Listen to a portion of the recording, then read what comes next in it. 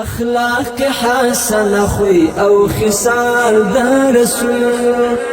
اخلاق حسن خوی او خصال د رسول، تشریع کړی د خلکو تقوا د رسول، تشریع کړی د خلکو تقوا د رسول.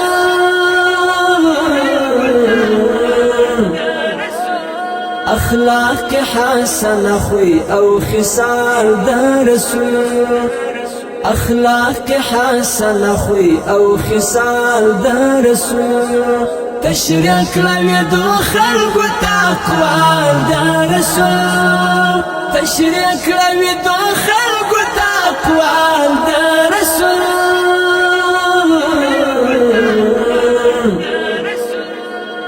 اخلاق حسن خوی او خصال د رسول، رغیږو به پر دې چې دین سره څخه غواړي، رغیږو به پر دې چې دین سره څخه غواړي، رغیږو به پر دې چې دین سره څخه غواړي، رغیږو نه پر حسن او جمال د رسول، پر حسن او جمال د رسول، تشریع کړی د خلکو تقوا د رسول، تشریع کړی د خلکو تقوا د رسول.